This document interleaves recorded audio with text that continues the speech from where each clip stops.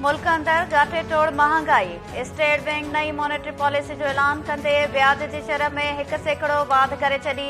State bank चयो आहे त मुल्क अंदर महंगाई जो दबाव लगातार ऐं तवक़ो खां वधीक आहे।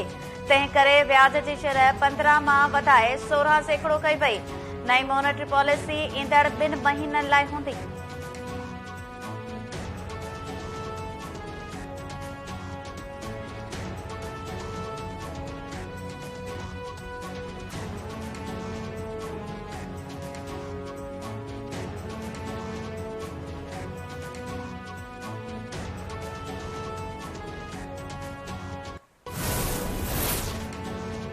नेब सखर हैदराबाद मोटरवे स्कैंडल की जांच जो दायरो मटियारी नौशरो फिरोज का नवाब शाह सखर ऐं खैरपुर ताईं वधाए छॾियो।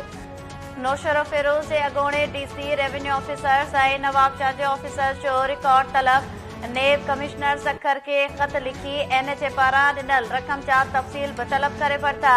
नेब सिंध हुकूमत का जॉइंट सर्वे रिपोर्ट की कॉपी घुरंदे चयो आहे त ॿुधायो वञे त डिप्टी कमिश्नर सखर ऐं खैरपुर NHA खां केतिरी रक़म हासिल कई। समूरा तफ़सील ॾिना वञनि।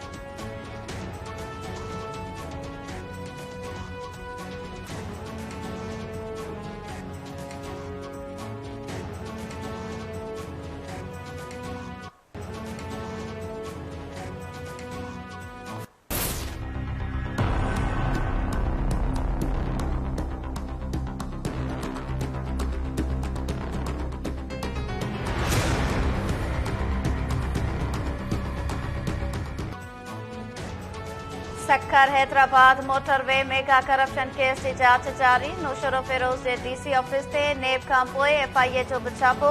सिंध हुकूमत पारां जोड़ियल जांच टीम भी उते ही मौजूद। रिकॉर्ड तहवील में वरतो वियो। मटियारी के DC हाउस से वरी एंटी करप्शन जो छापो। लखें रुपया हथ। एंटी करप्शन टीम गिरफ्तार DC अदनान राशिद की निशानदही से DC हाउस से छापो हयो। घर की तलाशी दौरान सोफन अलमारी ऐं बेड्स में लिखायल 55,000 रुपयनि जूं 100 दस्तियूं हथ कयूं वयूं।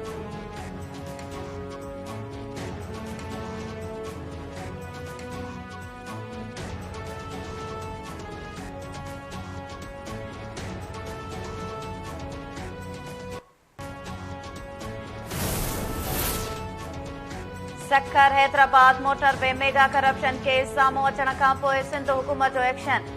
सखर खैरपुर नौशरो फिरोज नवाब शाह मटियारी ऐं हैदराबाद के DCs के मोटरवे लाइ ज़मीन ख़रीद करण लाइ मिलियल रक़म खज़ाने ऑफिस में जमा कराइण जो हुकुम ॾेई छॾियो। खातेदारनि खे रक़म खज़ाने ऑफिस ज़रिए जारी करण जी हिदायत।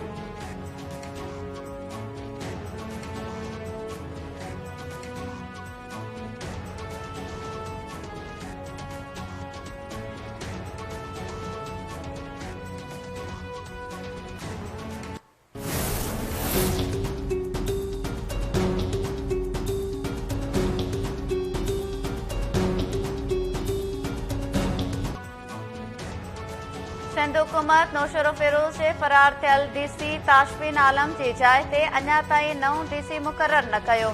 नौशरो फिरोज ज़िलो हफ़्ते खां बिना DC जे हलण लॻो।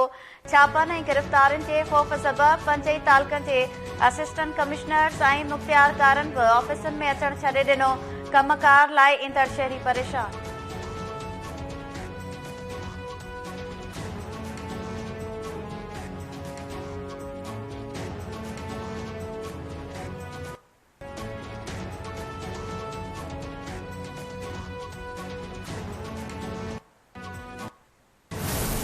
इमरान खान साहब अपना जो है वो 26 नवंबर का जो अमल है इज्तिमा जो करना चाहते हैं वो उसको मुलतवी कर देते, लेकिन वो बजिद हैं।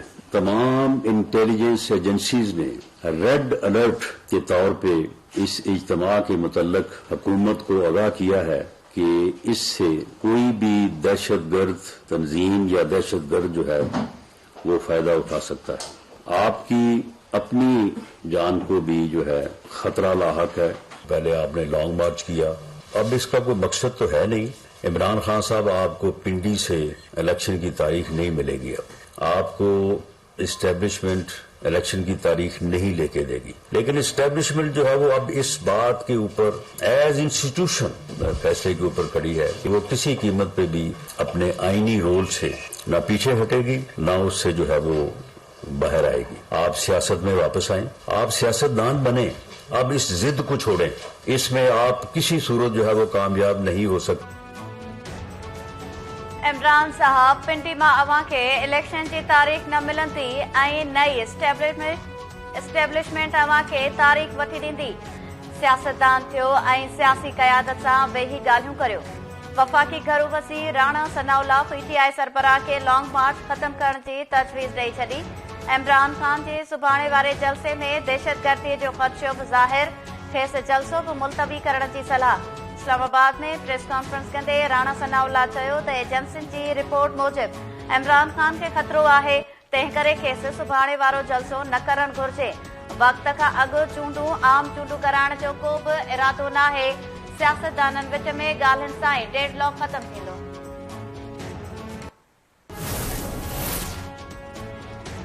पीटीआई रावलपिंडी में रिथियल सुभाणे वारे जलसे जो हंधि तब्दील करे छॾियो। पीटीआई जो जलसो हाणे मरी रोड बदिरां शमसाबाद फ्लाई ओवर वटि थींदो। रावलपिंडी जी इंतिज़ामिया पीटीआई खे फैज़ाबाद चौक वटि जलसो करण खां रोकियो हो।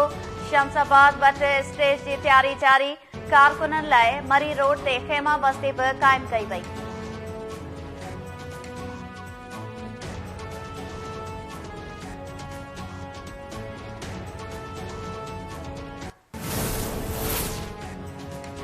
हयाती खे ख़तरो हुअण बावजूद इमरान लॉन्ग मार्च खां पोइ ते न हटंदो। क़ौम कंहिं बि सूरत में ग़ुलामी क़बूल न कंदी। पीटीआई जो सुभाणे वारो जलसो मुलतवी करण खां इनकार। असद उमर चयो आहे त जीएचक्यू ऐं राणा सनाउल्लाह जी इजाज़त बावजूद इस्लामाबाद इंतिज़ामिया हेलीकॉप्टर खे परेड ग्राउंड में लाहण जी इजाज़त रद्द कई, जेको सम्झ खां ॿाहिरि आहे।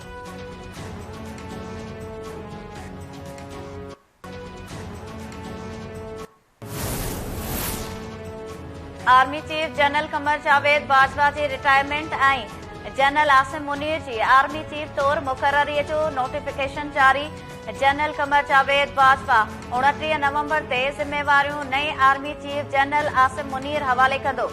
जनरल साहिर शमशाद 27 नवंबर ते chairman joint chief of staff committee जूं ज़िम्मेवारियूं संभालींदो। नोटिफिकेशन जारी। नए मुक़रर थियल army chief general Asim Munir ऐं chairman joint chief of staff committee general Sahir Shamshad जी मुक़ररी 3 सालनि लाइ कई वई।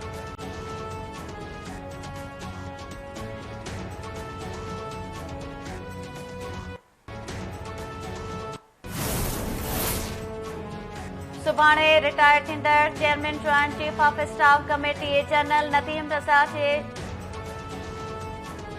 फैसल वावदा ताहियात ना अहली केस में कूड़ो हल्फी बयान जमा कराइण जो एतराफ़ कंदे सुप्रीम कोर्ट सां गैर मशरूत माफ़ी वठी छॾी।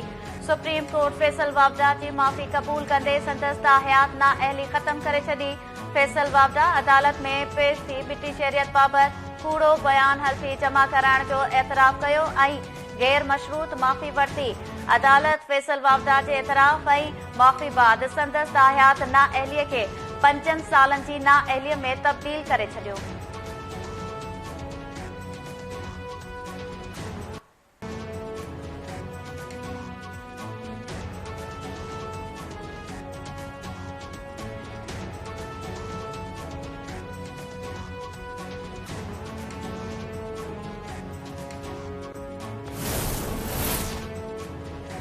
सिंध जे गवर्नर कामरान तिसोरी जी हैदराबाद में क़ौमी अवामी तहरीक जे सरबराह अयाज़ लतीफ़ अली सां मुलाक़ात।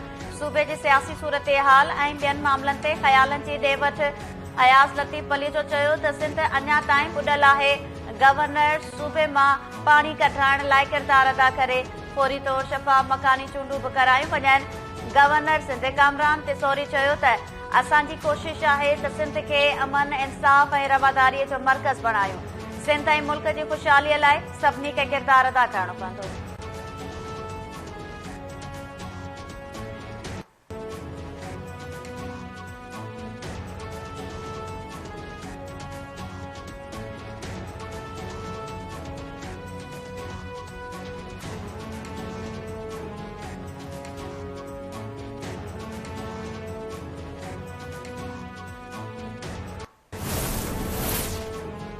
सिंध जे मुख़्तलिफ़ इलाइक़नि में धार रोड हादसनि जे नतीजे में 6 ॼणा फोत।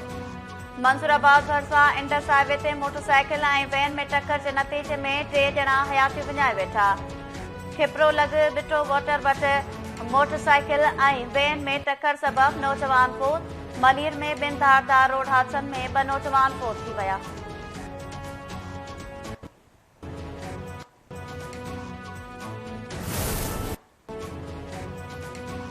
कंपर जे ॻोठ ईसा कल्होड़ो में ज़मीन जी मालिकीअ वारी तकरार तां झेड़ो। फायरिंग में 2 सगा भाइर मारिजी विया। हिकु ज़ख़्मी कल्होड़ा ऐं मेमण बिरादरी जे 2 धुरनि में जहिड़े दौरान अज़ीज़ मेमण ऐं तुफ़ेल हयाती विञाए वेठा। दादू में भंड बिरादरी जे 2 धुरनि में संगावती तकरार तां झेड़ो। अज़ीमा नाले औरत मारिजी वई।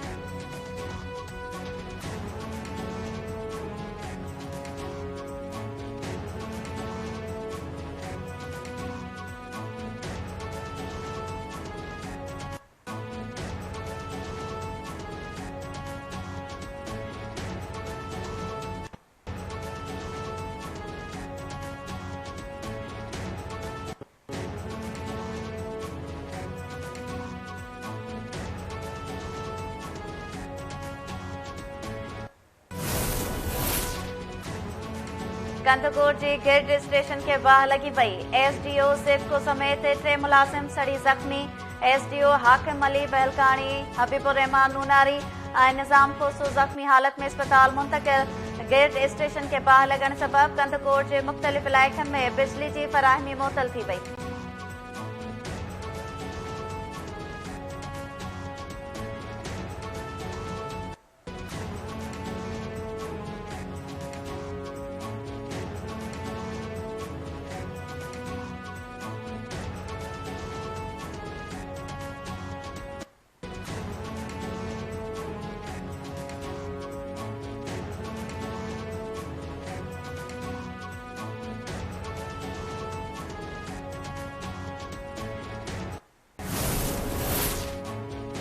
मंसूराबाद वेझो कोयले जी खाण अंदर ज़हरीली गैस ख़ारिज थियण सबबि बोरियत फोत।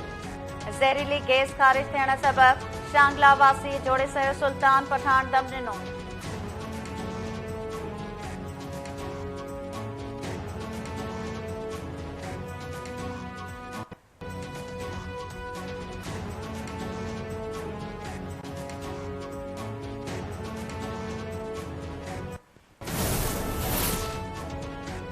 कराची में लाडाणो करे वयल मज़ाही अदाकार इस्माइल तारा जी जनाज़े नमाज़ बाद तदफीन।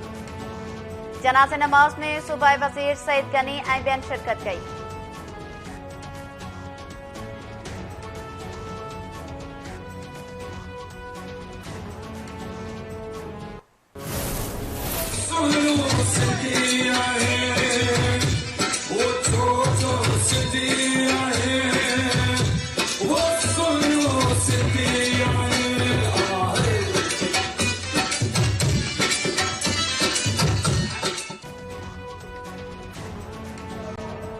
सिंध समेत समूरी दुनिया में रहंदड़ सिंधियुनि पारां केटीअन ऐं काविश जे सॾ ते 4 डिसंबर ते ऐलानियल एकता ईद जूं तयारियूं जारी। सिंधी संघ मदीने पारां मदीने शरीफ़ में बि एकता जे हवाले सां तक़रीब। क़ौमी गीतनि ते झुमरियूं। सिंध में बि एकता ईद जा प्रोग्राम जारी।